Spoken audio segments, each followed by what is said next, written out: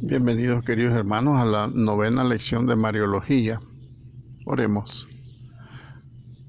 Divino Padre eterno, en nombre de Jesucristo y por la intercesión de la siempre Virgen María, envía a mi corazón al Espíritu Santo. Espíritu Santo, Dios de infinita caridad, dame tu santo amor. Espíritu Santo, Dios de las virtudes, conviérteme. Espíritu Santo, fuente de luces celestes, disipa mi ignorancia. Espíritu Santo, Dios de infinita pureza, santifica mi alma. Espíritu Santo que habitas en mi alma, transfórmala y hazla toda tuya. Espíritu Santo, amor sustancial del Padre y del Hijo, permanece siempre en mi corazón. Amén. Bienvenidos, hermanos, a la novena lección de Mariología. Vamos adentrándonos ya pues en el tema de la Virgen. Estamos en el capítulo 6 de los escritos de San Lucas, meditando el Magnificat. Y pues lo primero que hice fue recomendarles esta conferencia de los ejercicios espirituales del Padre Tomás Guerrero, legionario de Cristo, que hace una meditación sobre el Magnificat en el marco de un retiro espiritual con la espiritualidad de San Ignacio de Loyola, y se los recomiendo porque es precioso. Él hace una reflexión del valor que tenemos los cristianos, reflexionando sobre este Magnificat. Y yo saco la conclusión de que lo que dice San Pablo es una gran realidad.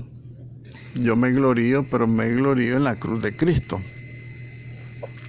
El Magnificat también es una alabanza donde la Santísima Virgen María, podríamos decir que ella se gloria, pero no, por supuesto que no es vanagloria, es gloria que Dios le da, porque el motivo de la alabanza de la Santísima Virgen María, el primer motivo es porque el Señor ha hecho maravillas en ella. En nuestra vida cristiana nosotros tenemos que estar claros que el Señor nos utiliza, y tenemos que estar claros que con nuestra fragilidad le hacemos mucho bien a la gente, y eso es motivo para gloriarnos.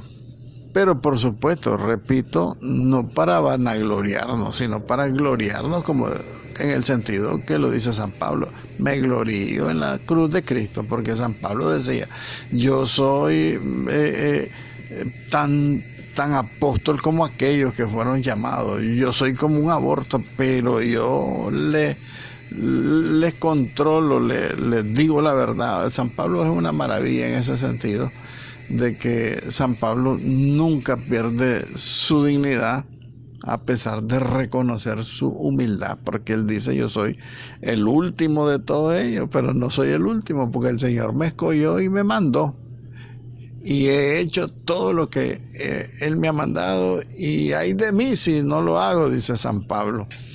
Entonces la gloria de San Pablo tendría que ser la gloria nuestra, porque es la misma que refiere la Santísima Virgen María en su Magnificat. Nos gloriamos en la cruz de Cristo, porque San Pablo dice: yo me glorío hasta de la persecución, de los azotes, de las apedreadas que le dieron, de las expulsiones, de los naufragios, de los asaltos que sufrió en aquellos grandes caminos lejísimos y solitarios. Tanta cosa que padeció San Pablo, que él se gloria de todo eso. ¿Por qué? Porque él dice que al final, dice: solo espero mi corona. Así pienso yo también. Yo al final de mi vida, con todo el bien que procuré hacer de acuerdo a las bienaventuranzas, ese plan de vida que nos da Jesucristo en el capítulo 5 del Evangelio de San Mateo, que nos da un itinerario de vida para que lo cumplamos, y al final esperamos, y así yo siento que yo sí espero la corona que el Señor me ha prometido, porque lo he hecho todo con el gran amor de Jesucristo. Y porque también debemos de entender que nosotros hacemos el bien a mucha gente. Porque a veces también nosotros decimos, no, a mí no me aplaudan, el aplauso es para Jesucristo. Yo creo que tenemos que ser humildes también en aceptar, porque esas son alabanzas a Dios a través de nosotros. Nosotros lo que evangelizamos, lo que anunciamos, los que predicamos, los que damos clases, los que damos charlas, los que damos conferencias, los que preparamos a los matrimonios para su boda, tantas cosas que nosotros podemos hacer como laicos comprometidos, que en ese sentido pues la Santísima Virgen María nos da un gran ejemplo. Y yo me deleito siempre que escucho, yo lo he escuchado muchas veces, esta conferencia del Padre Tomás Guerrero, que se las acabo de enviar ahorita antes de enviarles este audio, porque yo quiero que sea un complemento de esta novena lección de Mariología, escuchar el audio, es un video del Padre Tomás Guerrero sobre el Magnificat. Entonces, en primer lugar, el Magnificat es una alabanza, ¿verdad?, a Dios, que está referida por el agradecimiento que nosotros le debemos a Dios por todo el bien que nos ha hecho. Fíjense que el primer don que el Señor nos ha regalado es el don de la vida. Entonces ya solo con eso ya nosotros tenemos muchos motivos para agradecerle y alabarlo y adorarlo y sentirnos dichosos.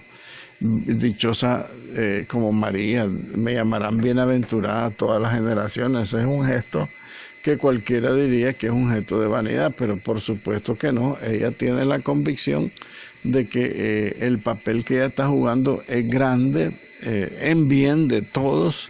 Entonces ella profetiza que todas las generaciones van a dar gracias por esta obra que estamos haciendo. En primer lugar, Jesucristo, que se digna venir a nosotros a través de ella, y en segundo lugar ella, pues que presta su asentimiento, o sea, su aprobación, su fiat, para esta misión a la que el Padre le ha encargado. Entonces, en primer lugar, alabanza en favor, porque ha mirado la humildad de su esclava, por eso le llamarán bienaventurada. El poderoso ha hecho maravillas en mí. En segundo lugar, también el Magnificat tiene una alabanza por las maravillas que ha hecho por los pobres. La Santísima Virgen María extiende su alabanza y pasa de un plano personal de experiencia y de contemplar esa actuación de Dios, pasa a contemplar esos actos divinos en favor también de los pobres de Israel, esos pobres que siempre esperaron en él, los Anahuín. O sea, ella flaquea el tono personal, lo debilita y se fija en el conjunto de toda la comunidad, en el grupo de personas que constituyen los pobres de Dios, los humildes, ¿verdad? Esos humildes que van jalonando la historia de la salvación, que van viviendo, que van creyendo, van fortaleciendo su fe con cada actuación divina en la historia de la salvación, y tener la convicción que todo esto ha sido pues por pura gratuidad divina. Es una acción gratuita de la divinidad. Y por eso todos estos pobres humildes del Señor se han convertido en personas transitorias de la gracia del Señor. Entonces todos han recibido gracia tras gracia, como dice San Pablo, y eso es un motivo para gloriarnos. Por eso el título de la conferencia de Padre Tomás Guerrero es que tenemos que hacer uso de las criaturas en nuestro camino de adoración a Dios, de alabanza, pero también de salvación. Porque fuimos creados por Dios a imagen y semejanza de Él. y todo lo creado está a nuestro servicio. Y todo esto es por obra y gracia de el mismo Señor que ha creado incluso el universo, que es casi infinito, porque los estudiosos del universo dicen que hay 11.000 millones de galaxias y cada galaxia, ustedes ya saben el tamaño que tiene. Entonces la creación misma del universo infinito o casi infinito es para bien de todos nosotros. Miren ustedes que está puesto todo a nuestro servicio por pura gracia del Señor. Entonces esa es una forma de reconocernos de que nosotros tenemos una dignidad increíble, porque también los cristianos hemos perdido nuestra dignidad, en primer lugar por las realidades en las que vivimos.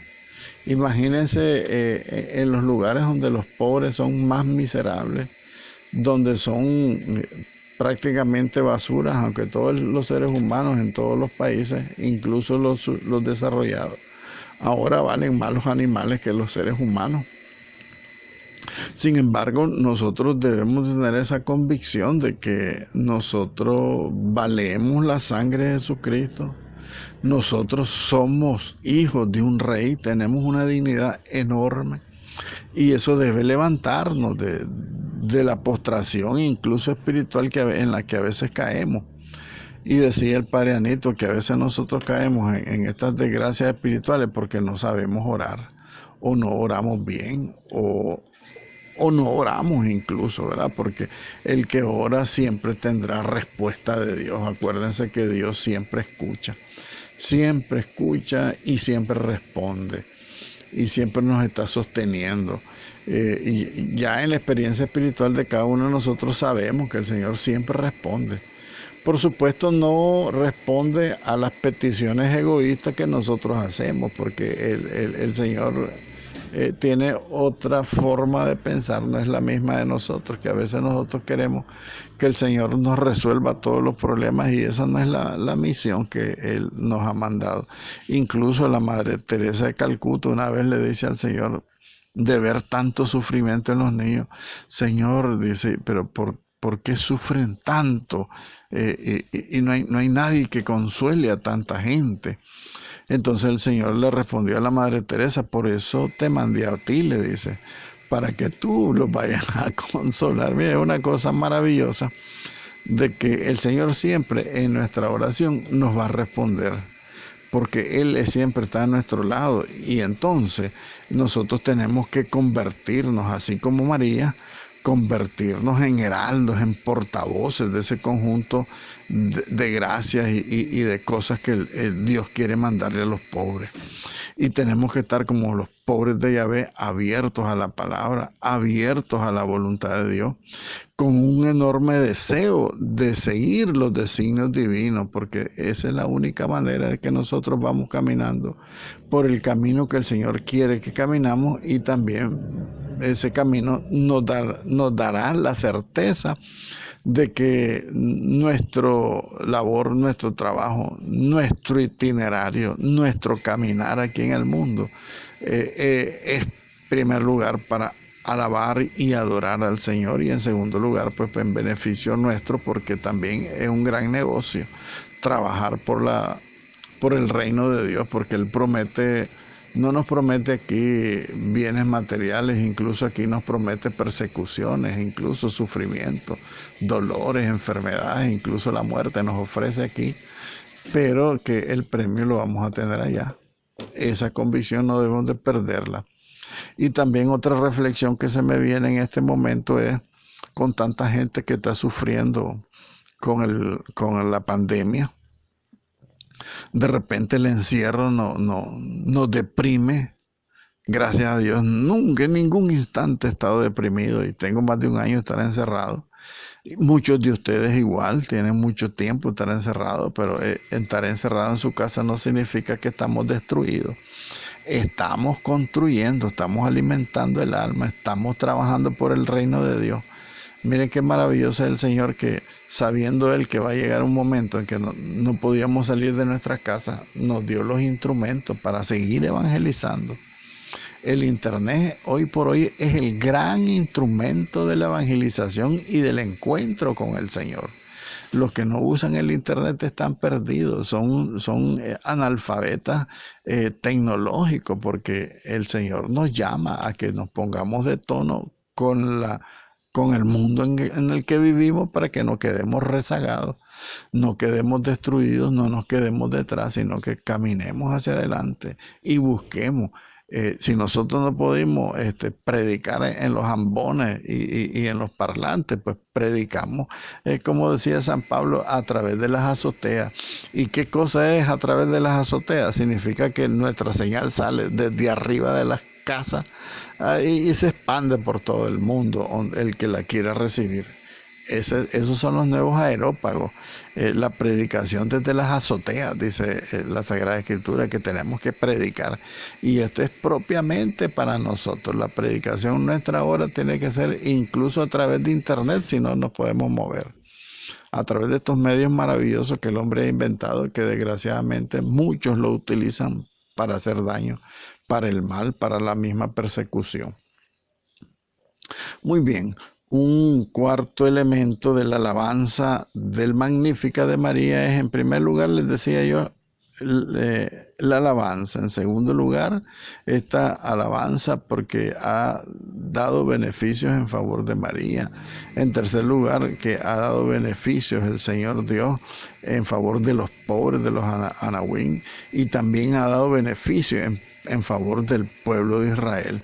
En los versículos, a partir del versículo 54 de esta reflexión del Magníficat, del capítulo 1 y 2 de San Lucas, está elaborado basándose en favor de Israel, la expresión que dice María, basado en el profeta Isaías, el capítulo 41, el segundo Isaías, y el Salmo 98, ¿verdad?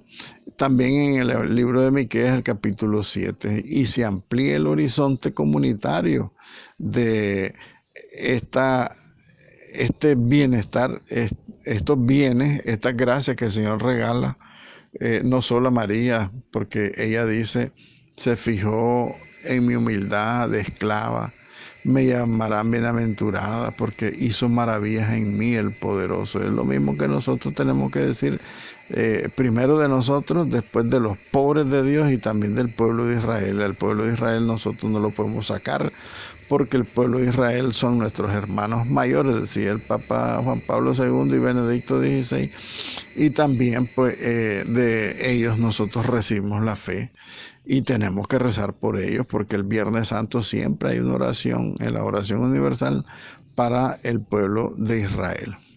Entonces María ahora reflexiona sobre las maravillas que ha operado el Señor en su pueblo, porque ella pertenece a ese pueblo de Israel, y que las promesas que se hicieron a Abraham se han mantenido a través de los siglos y alcanzan su cumplimiento en ella, la doncella de Nazaret, porque Dios escoge con misericordia a su siervo Israel, es decir, a su pueblo que sufre y a su pueblo que espera con ansia la salvación, que desdichadamente pues al final en el prólogo de San Juan vamos a ver que las tinieblas no lo quisieron recibir. Vino a los suyos y los suyos lo rechazaron, dice el prólogo de San Juan, ¿verdad? Porque sigue en el siguiente capítulo, es la reflexión sobre la mariología en los escritos de San Juan. Pero continuemos nuestra reflexión sobre la mariología de San Lucas. San Lucas ahora hace referencia a un cuarto elemento de este capítulo sexto, sobre el nacimiento de Jesucristo. San Lucas narrará el nacimiento de Jesucristo y nosotros lo podemos dividir en tres partes. Estoy en la página 43, los que van siguiendo el documento. Entonces San Lucas, la narración del nacimiento de Jesús, lo divide en tres partes. Una primera parte que hace una descripción del tiempo histórico en el que se realiza el nacimiento de Jesucristo y las circunstancias que se dan para que pueda él nacer allá en Belén. Un segundo elemento de la narración es el nacimiento propiamente dicho, y un tercer elemento del nacimiento de Jesús es la adoración de los pastores. Son los pastores, recuerda que no son los Reyes Magos. Los Reyes Magos llegarán más después, pero en el mismo momento de la narración, pues, del nacimiento de Jesucristo, llegan unos pastores. Recuerden el relato de San Lucas en el capítulo 2, donde él habla, pues, de que unos pastores que fueron anunciados por el ángel, y que los ángeles cantaron gloria a Dios en el cielo, y en la tierra paz a los hombres que ama el Señor. Entonces los pastores, dice el texto, pues, que llegaron a darle su adoración. Bien, reflexionemos un poco en cada uno de estos elementos del nacimiento de Jesucristo. En primer lugar, el tiempo y las circunstancias, ¿verdad? Vamos a ser un poco breve en esto para ir avanzando. El tiempo y las circunstancias son, en primer lugar, el empadronamiento que llamó el emperador romano, y que este empadronamiento tenía una doble finalidad. Por una parte, se trataba de conocer el número de los habitantes que había conquistado el Imperio Romano, pero por otra parte servía para la distribución y el pago de los tributos que exigían los romanos, ¿verdad? Entonces, la expresión todo el mundo, cuando dice que mandó a hacer un censo para todo el mundo, significa restringida, pues, al mundo civilizado, o sea, es decir, a los límites en los que tenía el Imperio Romano su dominación. Que recuerden que la dominación romana llegó incluso hasta el Medio Oriente, allá donde está el pueblo de Israel. También avancemos un poco en lo que es el nacimiento. El elemento del tiempo y de las circunstancias, recuerden, pues, que es ese, ¿no? El empadronamiento, y que José y María, su esposa, tuvieron que viajar a su ciudad natal, la ciudad natal de José, que era Belén, porque él era descendiente, pues, de la casa, y era la patria y era la ciudad de David. El segundo elemento de esta narración de San Lucas es el nacimiento propiamente dicho. Dice literalmente: sucedió que estando allí, cuando ellos llegaron a anotarse al censo, estando en Belén, se cumplieron los días de dar a luz. Y el primogénito significa con frecuencia el unigénito, ¿verdad? San Lucas utiliza este término y no unigénito, pues él usa primogénito porque es el primero y el único, porque unigénito significa único, que designa claramente, pues, que el Hijo es único por su carácter legal y religioso. Pero la ley de Moisés exigía la donación al Señor de este hijo primogénito. Por eso es que San Lucas hace esa referencia en atención al texto del Éxodo capítulo 13, donde la ley de Moisés establecía que todo primogénito debía ser consagrado al Señor. Por esa razón, San Lucas utiliza esa frase, ¿verdad? El primogénito dio a luz a su hijo primogénito. ¿Por qué? Porque ella, la Santísima Virgen María, con su esposo San José, terminado el periodo de purificación de 40 días, pues lo presentaron en el templo para consagrarlo, para donarlo al Señor, porque era el primer hijo de ellos. Que eso no significa que iban a haber otros, sino que era el único, el primero y el primogénito y unigénito a la vez. Y los signos, pues, que San Lucas señala, que son interesantes estos signos, y hay que tenerlos en cuenta porque es la señal que Dios le da a través de los ángeles, en primer lugar a los pastores, en segundo lugar también a los magos, ¿verdad? Entonces, ¿cuáles son estos elementos importantes? Dice el texto: y María lo envolvió en pañales. Es un hecho totalmente ordinario de todas las madres que dan a luz a su hijo, lo envuelven en pañales.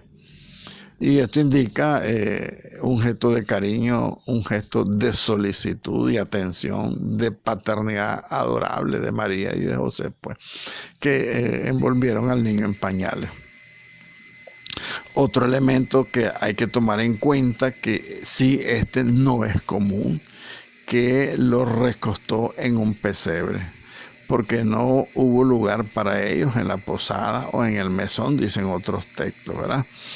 Y esto sí es una cuestión bastante extraña y notable, porque normalmente para todos los niños la familia le tiene su camita. Y si no tienen su camita, el niño recién nacido dormirá en la misma cama de la madre.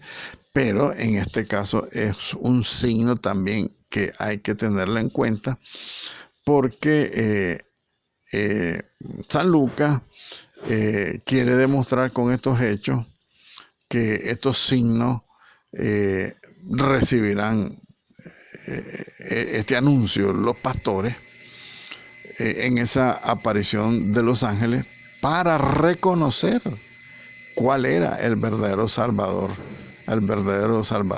recién nacido, digámoslo así, porque en el momento de nacer ellos pueden equivocarse y entrar en otra casa y hay también otro recién nacido, pero no va a estar recostado en un pesebre. Entonces, uno de los datos importantes, en primer lugar, para los pastores que pastoreaban sus ovejas en el campo, a campo abierto, dice el mismo texto, era un signo en el que ellos iban a reconocer a ese niño anunciado por los ángeles, que era el Salvador, pues recién nacido. Y otro dato que señala el texto, pues esta perícopa del nacimiento de Jesús, dice, porque no hubo lugar para ellos en la posada. Y esta es una aclaración que hace San Lucas para justificar el hecho insólito, pues, de haber recostado al niño Jesús en un pesebre. Y ustedes saben qué cosa es un pesebre. Un pesebre era una palanganita donde le echaban la comida a los animales allá en el corral, porque ese fue el lugar donde ellos fueron a dar a luz a su hijo. Digo ellos porque San José tuvo su participación también. No es que se quedó ahí todo escondido para mientras la Santísima Virgen María daba a luz a su hijo. No, él fue partícipe totalmente. Entonces, en ese sentido, San Lucas justifica pues con esta explicación porque no había lugar para ellos en la posada, para que nosotros tengamos claro de que fue un hecho totalmente insólito. Yo creo que incluso nosotros mismos, por muy pobres que seamos, no vamos a buscar un pesebre. La gente más pobre, yo cuando nació mi primer hijo, que incluso estaba sin trabajo, lo mínimo que nosotros preparamos, mi esposo y yo, fue un Moisés, que un Moisés era de estas mismas cositas, de las sillas de mimbre, pero era una cosa preciosa, pues con adornos, con lazos, con ribetes, con todas las cosas que uno le pone y sus colchoncitos, sus almohaditas suavecitas. Sin embargo, pues a Jesús fue diferente. Él quiso ser entre los pobres el más pobre. Esta reflexión está bien linda de San Lucas. Vayamos a la adoración de los magos. Perdón, de los pastores. Los magos ya la vimos en el Evangelio de San Mateo. La adoración de los pastores. Esta estructura que San Lucas utiliza para narrarnos la escena de la adoración de los pastores, es la propia de un anuncio sucedido con las partes clásicas de todo anuncio bíblico, ¿verdad? ¿Y cuáles son las partes esenciales de un anuncio bíblico? Presentación de los sujetos del anuncio y su localización en el espacio-tiempo. Segundo, la presencia del enviado divino, en este caso el ángel, después muchos ángeles. En tercer lugar, el temor causado en los sujetos de la presencia del enviado. Recuerden que en la misma Sagrada Escritura, cada vez que había una manifestación divina, una manifestación de un ángel o una teofanía, siempre había un temor. La misma Santísima Virgen María muestra no miedo, sino muestra la falta de comprensión de qué significaba aquel saludo que le hacía el ángel, ¿se acuerdan? Entonces, en el caso pues de los pastores, causa temor esa presencia de ese enviado que es un ángel. Un cuarto elemento pues de esta estructura de la adoración de los pastores es las palabras de consuelo que les da el enviado. No teman, dice el ángel, no teman, es una palabra de consuelo. Después viene el mensaje. ¿Cuál es el mensaje? Les vengo a anunciar una gran noticia que se espera para todo el pueblo de Israel. Hoy les ha nacido un Salvador, el Mesías del Señor. Ese es el anuncio en el caso de la manifestación que tuvieron los pastores. Un sexto, un sexto elemento de esa estructura del anuncio es el signo del mensaje. Después la acción de confirmación del anuncio. ¿Y cuál es la acción de la confirmación del anuncio? Que se aparecieron un ejército de ángeles alabando y adorando a Dios, ¿verdad? Gloria a Dios en el cielo. Y por lo tanto se advierte inmediatamente la gran similitud entre esta estructura de este anuncio a los pastores con los anuncios previos, por ejemplo, a Zacarías en el capítulo 1 de San Lucas, a María en el mismo capítulo 1, versículo 26, a María, pues el anuncio. Entonces, hay similitud en estos anuncios previos a la manifestación, pues, del Hijo de Dios. Y también hay una diferencia comprensible. En los primeros dos anuncios de Zacarías y María hay una pregunta de aclaración de cómo será ese oráculo. En esta última narración, estas preguntas no existen. Entonces es lógico esa diferencia porque los dos primeros son anuncios previos a la acción. En cuanto que este es un anuncio de algo que ya ha sucedido, ¿verdad?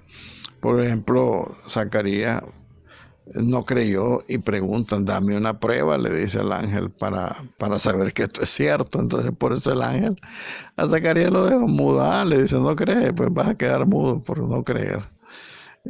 A María no duda, pero ella pregunta por su consagración, la consagración de su virginidad.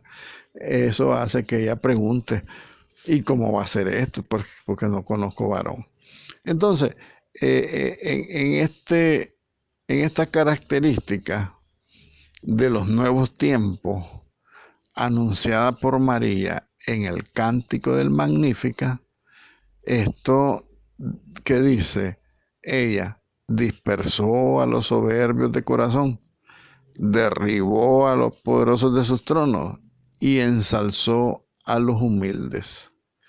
Colmó de bienes a los hambrientos. Y todo esto empieza a cumplirse en los pastores, es decir, los pobres y los humildes, porque ellos son los que van a ser objeto de este anuncio divino y van a ser incluso objeto de los principales participantes, pues, de esta historia de la salvación. Muy bien, hermanos, avancemos otro poco más. La presentación del niño Jesús en el templo para ser consagrado al Señor. Esta presentación de Jesús aquí habla un poco de cómo era la costumbre de la purificación después de dar a luz, ¿verdad? Según lo que decía el Levítico en el capítulo 12. Pero todo eso ya lo entendemos, ¿verdad? Simeón, al tomar al niño en brazos, él proclama dos oráculos sobre Jesucristo. El primero, conocido como que Jesús iba a ser causa de admiración y de sorpresa para sus padres, que no lo vamos a profundizar acá, sino que vamos a ver cuáles son los dos oráculos que Simeón proclama entonces sobre el niño Jesucristo. El primer oráculo de Simeón, el sujeto es el niño, de quien él afirma que no solo será, sino que ha sido puesto, es decir, ha venido a la tierra para realizar una doble misión.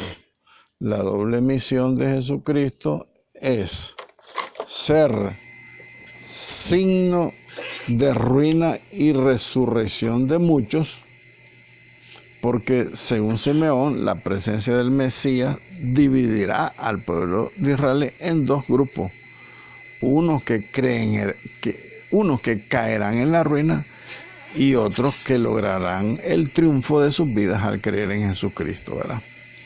Y el segundo oráculo es ser signo de contradicción, a fin de que se descubran los corazones de muchos corazones. Se descubran, los pensamientos de muchos corazones. Recuerden que el primer oráculo entonces sobre Jesús de Simeón es sobre el niño y el segundo es sobre María. Una espada te atravesará el alma y esto será un signo de contradicción. Se van a descubrir los pensamientos de muchos corazones. El segundo sujeto, por lo tanto, es María. La interpretación de los exégetas, o sea, de los estudiosos de la Biblia, la interpretación de la espada ha sido muy variada e incluso hoy es un tema de mucha discusión, la espada que traspasará su alma. Incluso yo veo un elemento de discusión hoy en la misma petición que existe a nivel mundial al Papa para que declare el quinto dogma. Ya el Papa Francisco dijo que por lo menos él no lo va a hacer. ¿Por qué razón? Porque él está hablando, Papa Francisco, y este es un tema que deberíamos de abordarlo, de que si María es corredentora o no es corredentora, porque está abierto, la Iglesia no ha cerrado puertas sobre este tema. Sin embargo, pues Papa Francisco ha reflexionado y ha dicho que María no es corredentora, pero hay que saber interpretar esas palabras del Papa Francisco, porque recuerden también que el magisterio de la Iglesia es un magisterio sinodal y de continuidad. El Papa está diciendo que para mí, porque el Papa no ha hecho ninguna declaración ex cátedra. La declaración del Papa ex cátedra significa que va a ser una declaración dogmática. Y Papa Francisco no ha dado una declaración dogmática sobre este tema. ¿Por qué? Porque el mismo dogma de la Asunción de la Santísima Virgen María dejó una puerta abierta. Cuando el Papa define la Asunción de María, el Papa Pío XII en 1950, define el dogma de la Asunción, dice: terminado el curso de su vida terrena, fue asunta al cielo. El dogma no dice María si murió o no murió. Entonces hay otra puerta ahí abierta, y dice la Iglesia en el mismo Concilio Vaticano II, a los estudiosos de la teología, la Iglesia les manda a que sigan profundizando en los elementos de la revelación que el Espíritu Santo irá conduciendo pues a la Iglesia hasta la verdad plena. Entonces ahí no hay ninguna definición dogmática que si es o si no es corredentora. Entonces, si nosotros oímos que se establece un dogma, que la Iglesia dice, declaramos por el Espíritu Santo y nosotros que María no fue, tenemos que aceptarlo.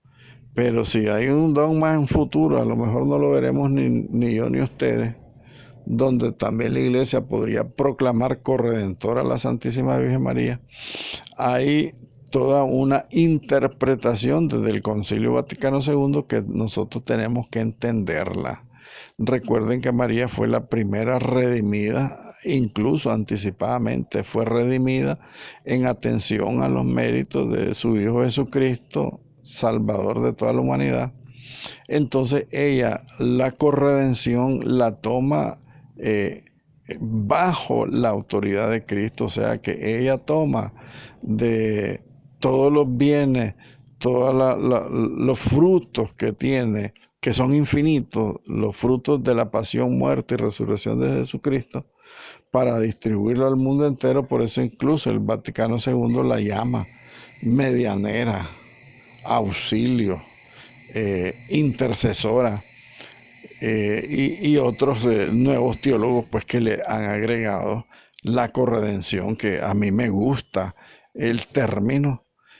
Por supuesto que yo no voy a decir la última palabra de la iglesia, esa última palabra la dirá el Papa en una declaración dogmática que diga sí es o sí no es, ¿verdad? Entonces tenemos que estar abiertos, porque incluso muchos santos han dicho, por ejemplo, que María sí murió, y hay reportajes grandes que dicen el santo tal de tal tiempo, que dice que así fue la muerte de María, y ya te la empieza a narrar.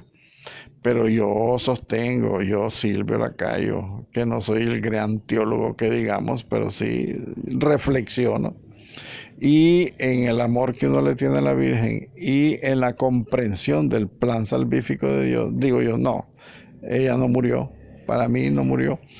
¿Y por qué razón lo sostengo? Yo lo sostengo porque si Dios la adornó desde el primer instante de su ser, con todos los bienes y todas las gracias y todas las prerrogativas maravillosas, preciosas, grandísimas que tienen atención a la divinidad que iba a venir a morar en ella, al final de su vida no la puede tirar a la muerte. Para mí Dios es demasiado excelso para hacer todo al principio y al final decirle, bueno, ahora ya pasaste, terminaste, ahora moriste para que puedas ir al cielo. Yo creo que no, porque hay muchos signos, e incluso en el Antiguo Testamento, de personas que ya están en el cielo. Por ejemplo, Elías está en cuerpo y alma en el cielo y no murió. Ese podría ser un gran signo de anuncio del Antiguo Testamento, un anuncio de cómo iba a ser la vida de María, por ejemplo. Pues entonces, como les digo, tampoco lo que yo estoy diciendo es palabra de Dios, mi propia apreciación. Sin embargo, como la iglesia ha dicho, está abierto el estudio, está abierta la discusión, está abierto el análisis. Analicémoslo, estemos abiertos a la grandeza de Dios, a la pureza infinita, casi infinita, diría yo, que tiene la Santísima Virgen María, porque ella no fue tocada por ninguna consecuencia, ninguna mancha de pecado original, ni mucho menos alguna consecuencia del pecado original, como es la concupiscencia.